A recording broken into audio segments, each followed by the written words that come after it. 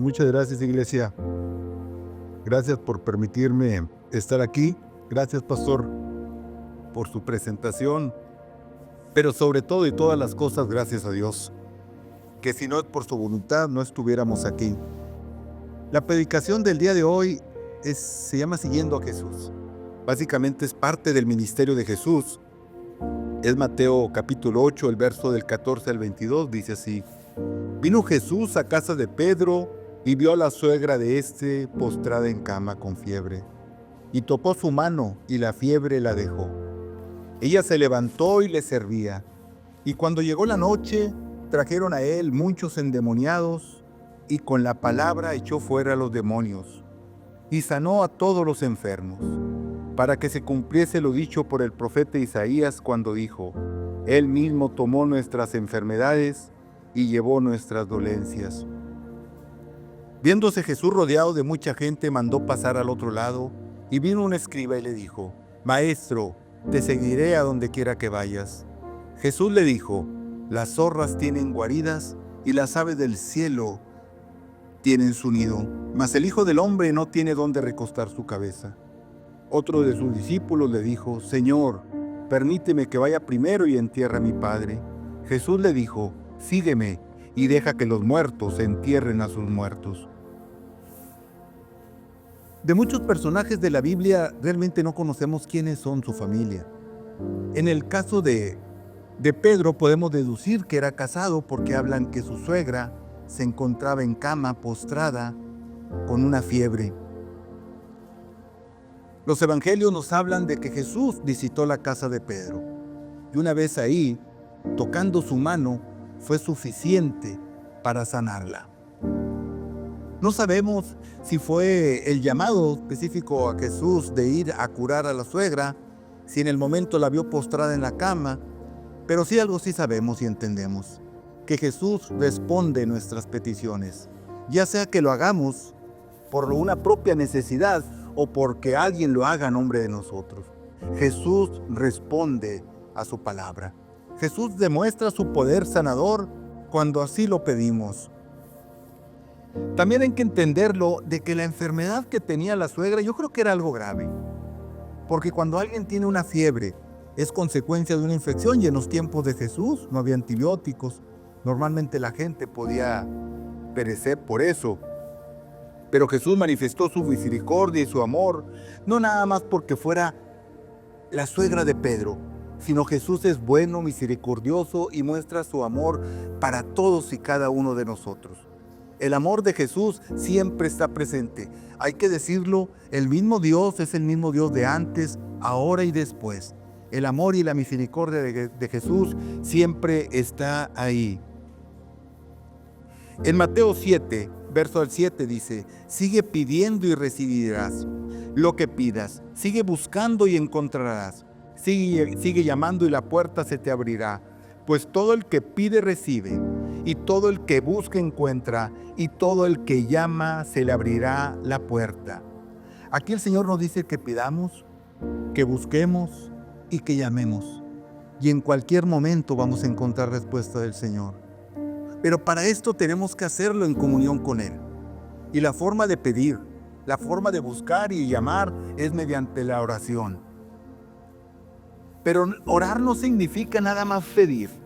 Orar significa tener el discernimiento y saber escuchar a Dios. Saber cuándo el Señor quiere que obremos. También orar significa que tenemos que estar atentos para saber en qué momento nos ponemos a activar. Nos ponemos en movimiento para ser parte del plan perfecto de Dios. En Juan 14, verso del 3 al 14 lo dice: Pueden pedir cualquier cosa en mi nombre y yo lo haré, porque el Hijo le dé gloria al Padre. Es cierto, pídanme cualquier cosa en mi nombre y yo lo haré. Algo importante, hermanos, que cuando pedimos al Señor, normalmente podemos tener una actitud equivocada. Podemos cuestionar a Dios, porque muchas veces la respuesta del Señor no es de acuerdo a la voluntad de nosotros. Pero para eso tenemos que recordar la oración modelo. siempre que hagamos oración, les digo yo, siempre pongan esta cláusula: Señor, pero que no se haga mi voluntad, sino la suya. Y en ese momento, la voluntad del Señor se va a alinear con nuestra voluntad. Y lo que el Señor decida, lo aceptaremos como la voluntad nuestra también. Señor, que no se haga mi voluntad, sino la suya.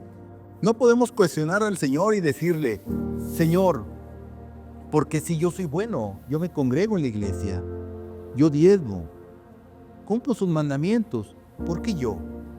Al Señor no se le cuestiona. Ante la incertidumbre, el dolor, la enfermedad, permanecemos en silencio, permanecemos en oración, permanecemos fieles en el Señor. En una ocasión, recuerdo que llegó conmigo una persona, realmente no lo conozco. Yo siempre les digo que todo el mundo que llega a mi oficina, a todo el mundo le hablo de la palabra. Creo que es parte de un talento que el Señor me dio. Este amigo, hermano, venía con una enfermedad ya muy avanzada, un cáncer. Y yo podía percibir en su familia que lo veían como que sus últimos días estaban por concluir. Así que era necesario poner todo en orden. Yo al momento que hablo con él le digo esto: ¿por qué no crees que hay un Todopoderoso que te puede curar? ¿Por qué no se lo pides al Señor con todo tu corazón, con todas tus fuerzas y tu alma, y vas en contra de todos los que dicen los demás? En contra de lo que dicen los médicos, en contra de lo que dice tu familia, es más, en contra de tus propios pensamientos. ¿Por qué no le dices al Señor que manifieste su poder sanador sobre ti y que puedas recibir eso de Él? ¿Y sabes qué? Si por una razón es la voluntad del Señor que no seas curado, que tus días terminen como consecuencia de esa enfermedad, sí te digo una cosa: que cuando te llame el Señor, te va a encontrar en su camino. Y eso es lo que queremos todos como cristianos, que cuando nos llame el Señor, nos encuentre en su camino. Vas a estar en comunión con Él, le vas a estar pidiendo por ti, y vamos a esperarla que el poder del Señor se manifieste en tu vida. Normalmente eso es lo que hacemos. Ponemos las cosas en manos de los hombres. Ponemos las cosas en manos de todos, pero menos en Dios. Normalmente empezamos al revés. ¿Se han fijado en esto? Tenemos una enfermedad, un problema, empezamos al revés. Buscamos al abogado, buscamos al doctor, pero lo primero que tenemos que hacer es voltear y buscar a Dios. Poner las cosas en su mano y que el poder de Dios se detone. Yo siempre lo digo y lo repito: ¿quieres detonar el poder de Dios? ¿Quieres detonar el poder de Dios? Muéstrale la fe al Señor. ¿Quieres ver cómo se manifiesta el poder? Ten fe y verás al Señor obrar. Eso es algo de lo que yo le decía a él. Por eso al Señor no se le cuestiona. Los pensamientos del Señor y sus caminos no son nuestros caminos. Así de distantes como son los cielos y la tierra, así son distantes los caminos y los pensamientos del Señor con los nuestros. Eso lo dice Isaías 55, verso del 8 al 9. Tenemos que entender primeramente que independientemente de lo que estemos pasando, tenemos que ser agradecidos con Dios. Yo recuerdo que después de ser bautizado, para los que no conocen mi testimonio de vida, es aproximadamente 1 año, 5 meses que acepté a Jesús en mi vida. Yo toda mi vida estuve en la religión católica.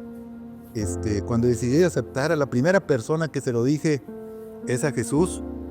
Le dije que quería bautizarme, nadie lo sabía, ni mi esposa, nadie lo sabía. Me dio mucho gusto. Y recuerdo que platicando, me dio la idea de bautizarme el día de mi cumpleaños. Sí, para mí lo más difícil fue el bautismo, aceptar bautizarme. Acepté bautizarme el día que cumplí años, el día 8 de diciembre. Por eso le digo que tengo 1 año, 5 meses que lo hice.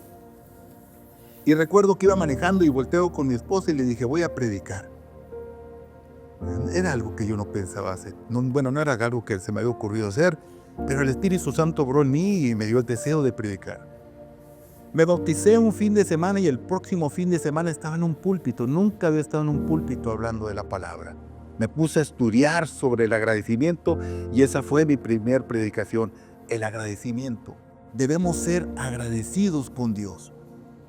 Debemos ser agradecidos. Por eso yo siempre que empiezo mis predicaciones le digo, gracias Señor, porque si no es por su voluntad, no estuviéramos aquí. Agradecidos en el Señor a pesar de la adversidad. ¿Y qué provoca esto? Que debemos ser compasivos de la misma manera como Jesús fue con tu suegra, la suegra de Pedro. Compasivos con los enfermos. Tener misericordia por alguien que sufre. Tener misericordia por alguien que experimenta el dolor. Y muchas veces la respuesta a eso del agradecimiento se llama el servicio. ¿Se fijan cómo la suegra de Pedro se levantó y le sirvió? Es una manera de demostrarle al Señor agradecimiento, sirviéndole al Señor. Hace unos días, el día de ayer, un sobrino muy amado me dice, yo ayudo en la iglesia, tío, yo estoy en la iglesia, recibiendo a los que entran, los recibe con la bendición. Esto es una forma de servir a Dios. Es una forma de servir. Ahorita lo que hacía nuestro hermano Daniel, está sirviéndole al Señor, está alabándolo a Él. Todos tenemos un momento y una forma de servir a Dios. Para que cuando el Señor, una forma de servir a Dios es evangelizar. Salir y dar a conocer las buenas nuevas. Salir y decirles que hay un Dios todopoderoso que todo lo puede. Decirles que hubo un Dios que murió en una cruz por el perdón de nuestros pecados. Pero tener esa iniciativa de hacerlo. Yo siempre digo, el día que el Señor me llame y me pregunte, ¿qué hiciste con mi palabra? Le voy a decir, Señor, yo con su palabra lo honré y me puse en un púlpito, Señor, sin conocer su palabra. Yo no conocía nada de la palabra del Señor, pero me activé, me puse en movimiento, me puse a estudiar y la verdad, estudio en forma. Ahora escucho predicar al pastor Jesús Castillo y le entiendo lo que él dice.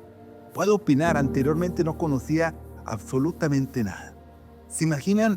Para mí, yo todos los días salía de mi casa, mi esposa me leía la Biblia y la verdad no entendía absolutamente nada. Para mí no era Dios, para mí era Diosito. Yo no conocía a Dios. A Jesús no lo conocía, no lo amaba como lo amo ahora. Y en el momento que acepté a Cristo en mi vida, cuenta como si me hubieran quitado una venda de mis ojos. De esa manera obra Dios, de esa manera obra el Espíritu Santo cuando abres tu corazón y decides aceptar a Cristo en tu vida. Voy a hacer una pregunta, espero que no se incomode. ¿Quién de aquí no se ha bautizado? Levante la mano. Todos han aceptado a Dios. ¿Sí? ¿Todos? ¿Quién falta? ¿Ustedes dos? ¿Tú? ¿Nada más tú? Ok, recuerdo que hace 3 semanas hice esa misma pregunta, y me enfoqué un poco en el bautismo. El principal temor para mí era bautizarme, porque crecí en una familia llena de prejuicios, una familia católica que para mí, burlarse de mí, decían, el hermano Rafael. Soy el primer cristiano en mi familia. ¿Y saben qué decía mi esposa cuando decían el hermano Rafael? Amén, amén. Así crecemos los católicos, llenos de prejuicios. Conocemos todo el ritual, pero realmente no conocemos la palabra. Nosotros los cristianos conocemos la palabra también, que no nos debemos de quedar con ella. Debemos salir y compartir las buenas nuevas. Salir y decir que hubo un hombre que murió en una cruz, que no tenía ningún pecado, no debía nada, no cometió ningún delito. Y estuvo dispuesto a ser torturado, golpeado, humillado, inclusive hasta escupido, con tal de poder otorgarnos el perdón por nuestros pecados. Estuvo dispuesto a todo, permaneció callado, humilde y en silencio. Y aún así en la cruz, muriendo, decía, perdónalo, Señor, porque no saben lo que hacen. Eso es lo que nosotros sabemos como cristianos y tenemos que salir y decir que alguien murió en la cruz y que podemos recibir el perdón por nuestros pecados cuando nos arrepentimos de ellos. Decirles que si no ha sido por el sacrificio y muerte de Jesús, no hubiéramos sido reconciliados con Dios, que lo traemos desde el pecado original de Adán y Eva. ¿Recuerdan? por la desobediencia de Eva y consecuencia también Adán. ¿Qué es lo que pasó? Nos echaron de nuestro hogar. Nuestro hogar era el jardín del Edén. Nos echaron del hogar. ¿Qué perdimos? La comunión con Dios. ¿Qué perdimos? Perdimos la inmortalidad. Nosotros no íbamos a morir. ¿Qué trajeron? El sufrimiento, como lo dijo ahorita el pastor. Eso trajo la desobediencia. Tenemos la oportunidad de poder recuperar eso. La recuperamos con la muerte de Jesús. Fuimos reconciliados con Dios. Salgamos. Yo siempre que escuchaba las buenas nuevas decía, ¿cómo voy a hablar de unas buenas nuevas si Jesús murió torturado, golpeado en una cruz? ¿Cómo esto es una buena nueva? La buena nueva es esa, que puedes recibir el perdón de tus pecados si te arrepientes. La buena nueva es que fuimos reconciliados con Dios, ya tenemos comunión con Dios. La buena nueva significa que tenemos la promesa de la vida eterna. Recuerdan que Jesús resucitó el tercer día. Tenemos la promesa de la vida eterna. Les decía que podemos servir. Nuestros talentos y recursos debemos ponerlos a disposición del Señor. Y no, todavía aún hay que decirlo. Podemos servir y hacer lo que tenemos que hacer. Y aún así, la palabra dice, siervos inútiles somos. No podemos decir, no, es que yo tengo un lugar especial con el Señor porque yo predico. Porque yo soy un pastor de una iglesia. Para el Señor todos somos especiales y somos diferentes. Y la mejor forma de honrar y glorificar a Dios es sirviéndole a Él. No nos conformemos con conocer la palabra. Ustedes siempre piensen que ese que está en un lado de nosotros está condenado si no acepta a Jesús en su vida. Y la condenación se llama infierno. Hay que decirlo en sus palabras. Se llama infierno. Se llama oscuridad. Nada más hay dos caminos. El camino que nos lleva a la salvación, que es Jesús, y el camino que nos lleva al infierno, que es ese camino amplio, que es el camino del mundo.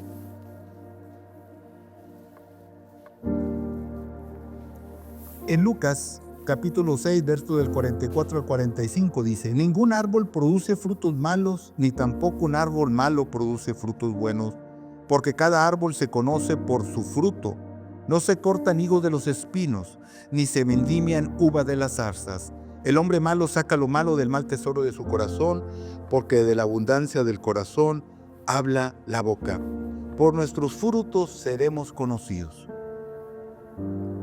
Al final de nuestra vida, ¿qué es lo que va a contar? Porque el Señor, ¿cuáles son los dos principales mandamientos? Amarás al Señor tu Dios con todo tu corazón, mente y alma. Se oye como nada más como amar. Con todo tu corazón, mente y alma. La verdad conlleva todo. Cuando amamos al Señor con todo tu corazón, mente y alma, debe haber perdón en nuestro corazón. Debe haber bondad, benignidad. ¿Recuerdan los frutos del Espíritu? Amor, paz, paciencia, gozo, benignidad, bondad, mansedumbre, templanza, fe. Realmente cuando amamos al Señor lo debemos de amar con los frutos del Espíritu. Y de la misma manera amar a nuestro prójimo. Dice el Señor, si no digas que me amas y no amas al que puedes ver, menos a mí que no me puedes ver. Una forma de demostrarle al Señor que lo amamos es amando a nuestros semejantes. Es una forma también de servirle al Señor. Como maestros en la Biblia, podemos servir a Dios. Todo lo que somos, lo somos por Él. Todo es por su gracia del Señor. Y siempre recuerden a la suegra de Pedro. Se levantó y sirvió. Y en sus días digan, ¿de qué manera he servido a Dios hoy en este día? Siempre hay un momento. Siempre hay un momento de hablar del Señor. Y no tengamos miedo a hablar del Señor. Recuerde que nosotros somos la luz del mundo y la sal de la tierra. No tengamos miedo a hablar de Él. Demostremos realmente, yo siempre digo, nosotros somos especiales los cristianos. Somos sus hijos. Salgamos y demos a conocer las buenas nuevas. No nos conformemos con escuchar únicamente la palabra. Porque el servicio es para magnificarlo al Señor. Mateo el 8:16 dice, al caer la noche llevaron a Jesús muchos endemoniados. Él expulsó a los espíritus malignos con su palabra. Con su palabra. ¿Recuerdan? Anteriormente, en el tiempo de Jesús, era muy común, era parte, por decirlo de una manera, la cultura de los demonios. Llevaban endemoniados y Jesús los echaba fuera. Algo que me llama la atención es los demonios. Sabían que era el Hijo de Dios. Lo conocían. Y sus mismos discípulos conocían que era el Hijo de Dios. ¿Recuerdan a los líderes religiosos? A los fariseos, a los escribas. Estaban en un templo buscando a Jesús, a Dios, y Él se encontraba fuera en sus calles. En sus calles se encontraba predicando su palabra. No lo supieron ver, no lo vieron al grado que lo crucificaron. Algo que actualmente en nuestra cultura, hermanos, te fijan que ya no es común decir que las personas están endemoniadas. Porque el diablo, por alguna razón, cambió tu estrategia para hacerlo. Lo hace oculto, así como el león rugiente. Porque la forma de hacerlo es para tener mayor permanencia en las demás. ¿Y qué es lo que decimos? No, es que es una cuestión natural, es algo físico. ¿Y qué es lo que pasa? No buscamos a Dios. Y el demonio, el enemigo, sigue obrando. ¿Y qué está haciendo él? Se está robando tu fe. Se está robando tu fe. A él no le interesa tu dinero. A él no le interesa tus bienes. Él lo que quiere es arrebatarte tu fe. El enemigo lo que quiere es llevarse tu alma. Algo importante también, en una ocasión veo que una persona trae la Santa Muerte colgada al cuello. En un principio, a la distancia, yo pensé que era el San Judas Tadeo. San Judas Tadeo, como le dice la religión católica. No alcanza. Y ya cuando me acerco a esta persona veo que es la Santa Muerte. Y le digo, sí vio sí sabe lo que trae usted ahí. Y le traigo la muerte. Digo, pero sí sabe que usted está dándole la honra y la gloria al enemigo con lo que está haciendo. Pero es la muerte, le digo. Jesús tuvo poder sobre la muerte. Así que usted está haciendo eso que está haciendo. Dios la ama tanto. Le digo yo, Dios la ama tanto que va a seguir obrando en usted. Va a seguir manifestando su amor en usted. ¿Y sabe qué es lo que va a pensar usted? Que es por consecuencia de esa imagen que trae usted colgada. ¿Y sabe qué está haciendo el enemigo? Le está robando su fe. Y al final va a terminar creyendo que es por esa imagen que trae usted. De esa manera actúa el enemigo. Por eso no tengamos temor si algún familiar, un amigo trae eso. Díganle, háblele de Dios. Díganle que eso está deshonrar al enemigo. Que al único que debes de rendir la honra y la gloria se llama Jesús. El que murió en una cruz por el perdón de nuestros pecados. Y que estuvo dispuesto a todo con tal de que poder otorgarnos salvación y poder ser parte del reino de los cielos. El hecho de que Jesús pudiera expulsar demonios habla de su divinidad. Habla de su divinidad. ¿Y qué hicieron los fariseos? Los escribas cuando lo hacían. Le acusaban que lo que hacía venía del demonio. No, es que eso no es de Dios. El Señor le decía, un reino dividido no se puede sostener. Lo que yo traigo viene del reino de los cielos. Porque si fuera del reino del enemigo, pues es como si estuviera luchando contra sí mismo. Sería autodestructivo. O sea, por sentido común, es obvio que venía del reino de los cielos lo que Jesús hacía. Pero ellos aún así no lo entendían.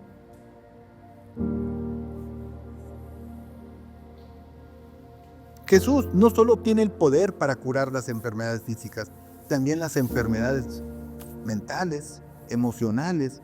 Debemos confiar en el poder del Señor. También en Mateo 8:16 se acerca un discípulo. Se estaba en el punto de subir a la barca y cruzar el mar de Galilea, que básicamente no es un mar, es un lago muy grande. Y le dice, Señor, te seguiré a donde tú vayas. En este caso era un escriba. Los escribas eran estudiosos, eruditos de de la ley de Moisés, a menudo ellos decidían qué era la ley, si lo que estaban aplicando con la ley de Moisés o no era válido, ¿no? Ya sea para bien o para mal. Pero algo interesante, que a Jesús le habla de maestro. O sea, estaba aprendiendo de él. Y ahí es donde Jesús le contesta con algo relacionado con la naturaleza. Le dice: si las zorras no tienen guarida, las aves del cielo las zorras tienen guarida, las aves del cielo tienen su nido, pero el Hijo del Hombre no tiene dónde recostar su cabeza. Jesús no fue dueño de ninguna propiedad. ¿Sí sabían eso, verdad? Jesús no fue dueño de ninguna propiedad. Jesús solía recorrer aproximadamente 160 kilómetros alrededor de su pueblo. Así fue el ministerio de Jesús, 160 kilómetros. Pero lo seguían multitudes, al grado que el tiempo se mide en un antes y después del nacimiento de Jesús. A Él es al que debemos de seguir. A Él es el que debemos rendirle la honra y la gloria. Se llama Jesús. Jesús, al momento que habla, dice el Hijo del Hombre. Cuando Jesús se autodenomina el Hijo del Hombre, está manifestando su divinidad y su grado de humanidad. Se está identificando con la humanidad. Y de la misma manera, cuando habla que es el Hijo del Hombre, está hablando de las profecías. La profecía que hablaba del Hijo del Hombre. Aquí lo voy a leer en Daniel 7, verso de 13 al 14, dice: si habla de un Hijo del Hombre que recibe el dominio y el reino eterno de Dios. Jesús aplicaba este título a sí mismo como una afirmación de su papel. Está hablando de su grado de divinidad, pero también un grado de humildad, identificándose con la humanidad, el Hijo del Hombre. La realidad es que algo que es muy importante y lo tenemos que decir, que ser discípulos de Jesús no es nada fácil. Seguir a Jesús significa quitarnos inclusive todos nuestros bienes materiales y seguir a Jesús. Ese es el propósito, querido. Por eso cuando hablas que eres discípulo de Jesús, piensas un poquito si realmente somos discípulos. Pues somos seguidores de Jesús. Porque un verdadero discípulo conlleva mucho. Conlleva todo. Conlleva entrega, conlleva perdón, misericordia. Realmente buscar la mayor semejanza a Jesús, como hace rato nos decía el pastor, buscar la semejanza a Dios. Cuando vivimos con Jesús, como cuando somos discípulos, sacrificamos el orgullo, el egoísmo. Se acabó el ego. Yo. Todo es para la honra y gloria de Dios. Aquí, cuando eres seguidor de Jesús, tienes que priorizar, darle prioridad a tu vida, el reino de los cielos. Muchas veces yo creo que a la mayoría nos preguntamos, pues el reino, ¿qué es el reino de Dios? Y normalmente todos decimos, lo imaginamos como un reino allá en los cielos. Pero hay que recordar el ministerio de Jesús cuando decía que el reino de los cielos se acerca, que se arrepientan de los pecados. Lo decía el Señor, lo decía Juan el Bautista.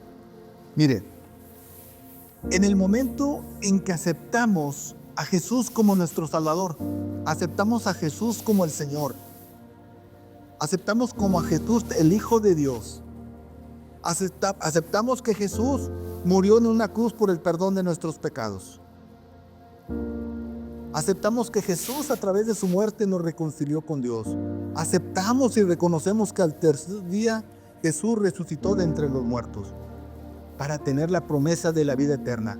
En ese momento, el Espíritu Santo entra en tu vida y establece el reino de Dios en tu corazón. ¿Y qué es lo que vas a hacer tú? Vas a empezar a edificar ese reino. ¿Y tú cómo edifico el reino de Dios?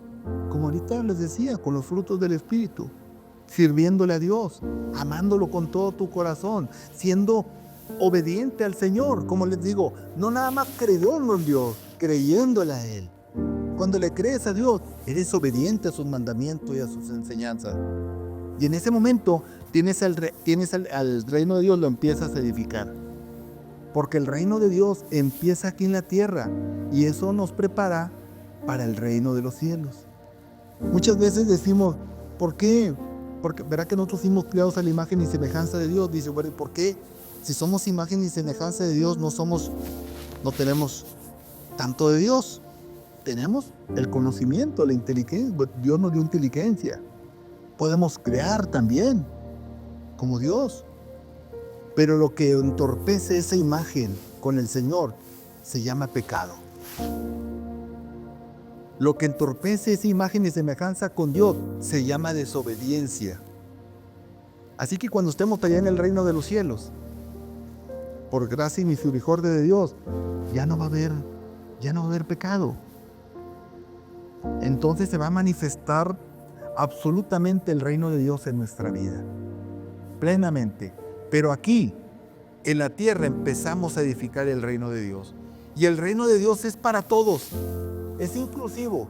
El que quiera aceptar al Señor, el día de mañana, no vamos a estar ahí con mi esposa o con mi esposo en un lado.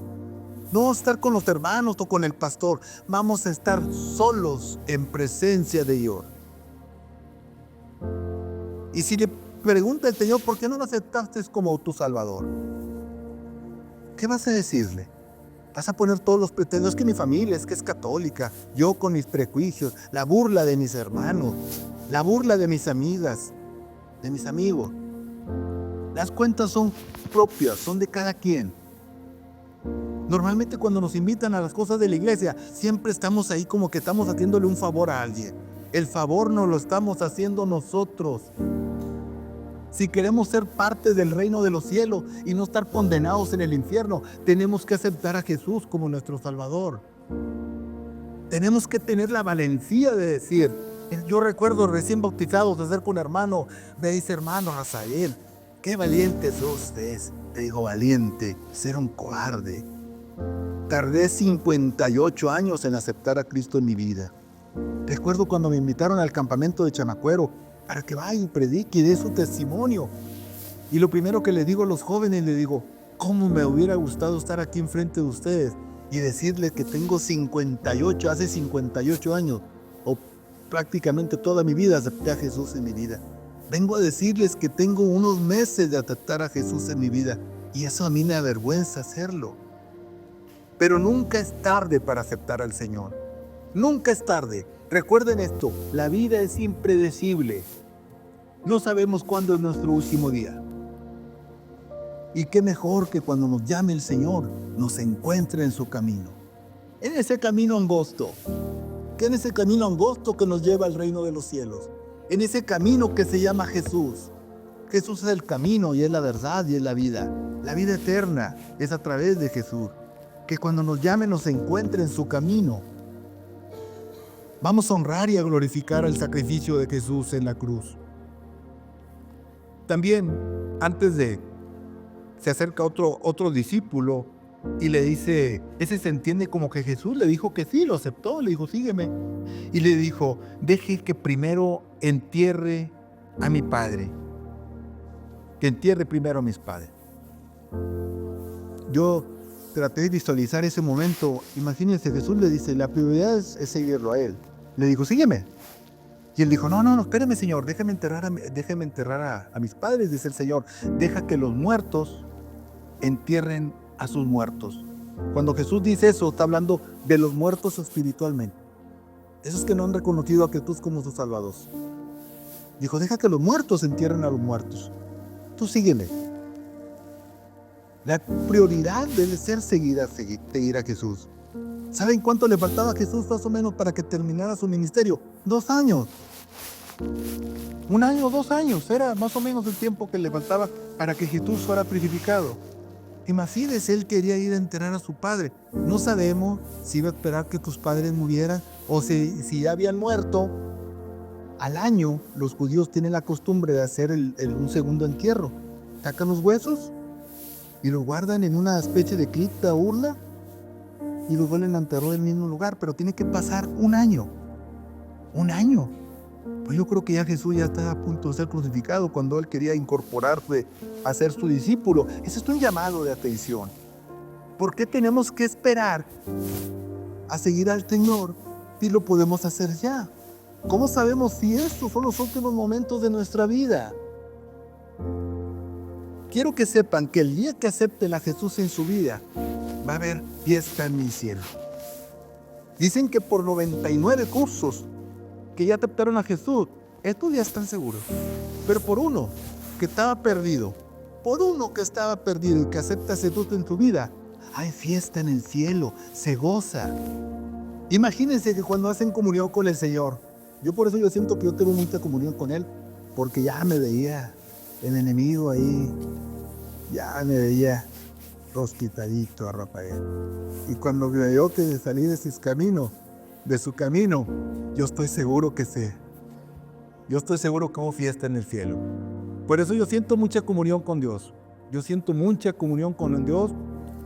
El otro día le platicaba hace unos días aquí a Castillo, les voy a platicar un pequeño momentito de mi vida, de las cosas como Dios se ha presentado conmigo. En una ocasión, saliendo de un estudio de varones, cruzando la calle, está un contenedor de basura y está una persona semidesnudo sacando la basura con tus manos. Yo al verlo me conmovió. Sentí dolor ver eso. Y yo lo único que se me ocurrió, salgo, empiezo a caminar rumbo a él, saco mi cartera y le doy un miel.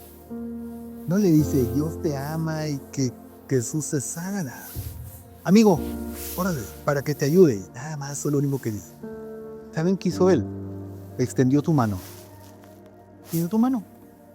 Para saludarme. Y yo hice exactamente lo mismo, lo saludé. Después de saludarme, en este momento que yo lo saludo, vi un rostro sonriente, como si yo estuviera en otra dimensión, en una oscuridad, no así como somos, así como ustedes. Vi un rostro sonriente y alrededor un aura de guía. O sea, no podía creer lo que yo vi. Vuelvo a la realidad y me subo a mi camioneta y le digo a mi esposa, acabo de ver a Dios. ¿Cómo? ¿Y acabo de ver a Dios? Y ya le platico lo que pasó. Dicen que a Dios no lo podemos ver porque no somos consumidos, pero fue una forma de manifestar del Señor que se gozó. Manifestó su felicidad de que yo hubiera orado de esa manera.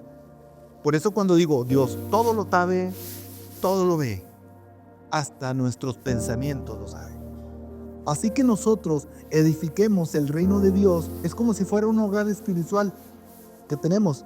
Pues hay que mantenerlo limpio, tenerlo ordenado, porque el que está morando ahí se llama Dios, se llama Jesús. Démosle la honra y la gloria a Dios. Amén. Padre amado, bendito Señor, gracias por su palabra. Gracias por permitirme estar aquí en su casa, Señor, y poder hablar de su palabra. Gracias por todo, por lo bueno, lo generoso, Señor. Y yo le pido, Señor, que esta palabra llegue al corazón y mente de las personas, que sé que así fue. Y que los que tengan que cambiar su vida la cambien en este momento, Padre. Y tomen su camino, ese camino que es la verdad y la vida. Todo esto te lo pido, Señor, en su nombre y en el nombre de su amado Padre. Amén.